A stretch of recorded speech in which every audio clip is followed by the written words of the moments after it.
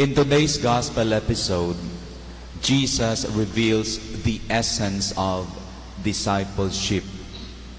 He gave himself as an example. Matod pa ni Jesus, isip Mesiyas maluluwas sa kalibutan, kinahanglan nga mag-anto siya pag-ayo ug isalikway sa mga punuan sa mga Hudyo, sa mga kadagkuan sa mga pari, mga magtutudlo sa balaod. Patyon siya og banhawon sa ikatulo ka adlaw. Ug diha sa katapusang bahin sa ebanghelyo karon atong nadungog, si Jesus miingon usab. Lucas 9:25.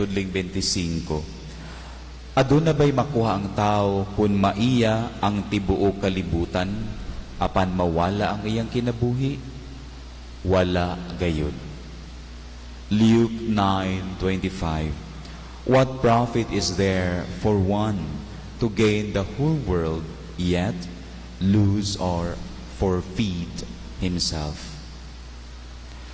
Dear sisters and brothers in Christ, many of us dream for more material possessions and riches in our lifetime. With all the financial and economic problems in our country and in the whole world, one is foolish if he doesn't dream and work hard in order to gain more wealth and enjoy life, to build a decent house, to provide food for the family, and to send our children to school. Apan mga igsuon, angay natong ma-realize nga gaining the whole world can neither make one happy necessarily nor assure one for eternal life in the kingdom. Ang pagbaton og daghang material nga bahandi sama sa daghang kwarta, latest nga sakyanan, latest nga mga gadgets ug uban pa, dili gayud kani garantiya nga makabaton ang tao sa tinuod nga kalipay. Dili kini garantiya nga maangkon sa tao ang gingharian sa Dios. Kay dili gayud mapalit nato ang gingharian sa langit pinaagi sa daghang kwarta o bahandi nga kalibutanon. Ug mao kini ang gusto itudlo ni Jesus kanatong tanan nga unta dili kita mahaylo, nga unta dili kita maulipon sa nagkadaiyang bahandi niining kalibutana.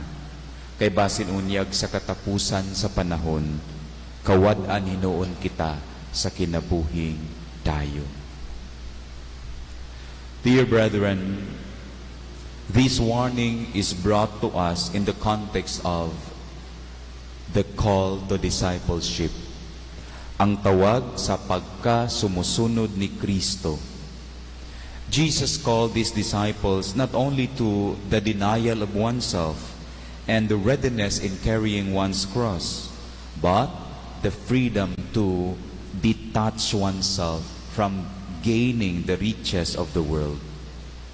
Kayang tinuod nga sumusunod ni Kristo Jesus, nahibalo, nahigugma, og nagsunod lamang kang Jesus, og dili sa mga material nga bahandi dinhi sa kalibutan. Kana ang matuod nga sumusunod ni Kristo Jesus.